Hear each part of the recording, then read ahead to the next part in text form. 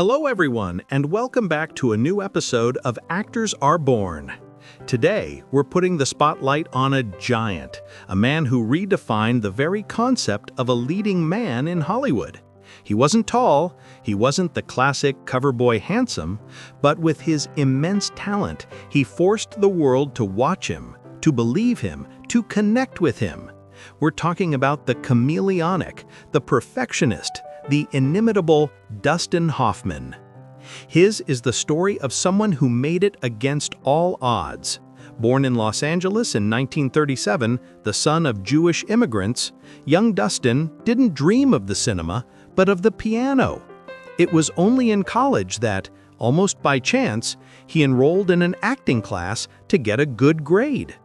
That choice, made out of necessity, turned out to be an epiphany. He moved to New York, where for years he paid his dues the hard way, sharing a small apartment and big dreams with two other aspiring actors destined for glory, Gene Hackman and Robert Duvall. Those were the years of the actor's studio, of studying the method, of real hunger. Years of odd jobs, of rejections at auditions, but also of an unwavering determination. The breakthrough, thunderous and iconic, came in 1967. Director Mike Nichols was looking for the lead for his new film, The Graduate. He was looking for an everyman, the antithesis of a star. And he found Dustin Hoffman. With his Benjamin Braddock, awkward, insecure, and overwhelmed by the famous Mrs. Robinson, Hoffman didn't just play a role, he became the symbol of an entire restless generation.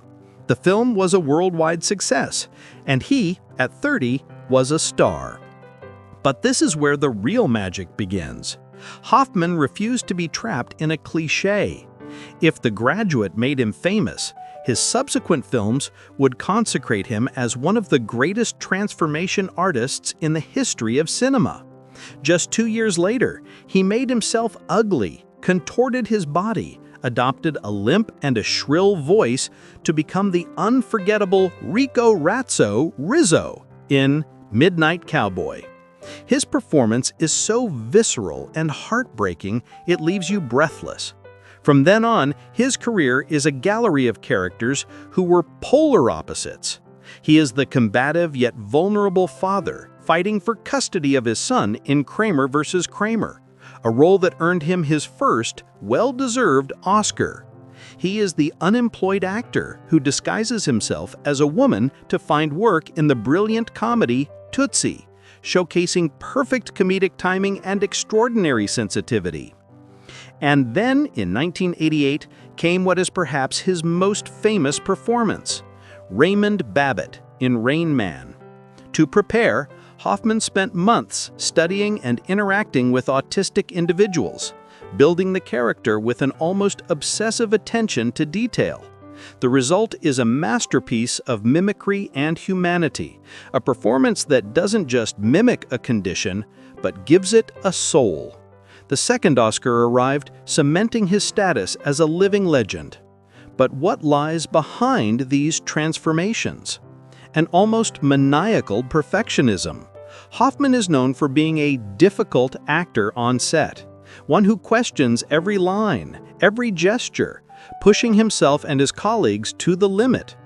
But his is not arrogance, it's an insatiable thirst for truth. He seeks authenticity in every glance, in every silence. Dustin Hoffman didn't just play characters, he inhabited them, broke them down, and rebuilt them from the inside out, giving them to us with a disarming sincerity. He proved that an actor doesn't have to be handsome or imposing, they have to be real. And he, at 5'6" of pure talent, was, and still is, one of the truest of them all. An actor born, yes, but one who became immense through extraordinary work, passion, and courage. Thanks for listening. We'll see you on the next episode of Actors Are Born.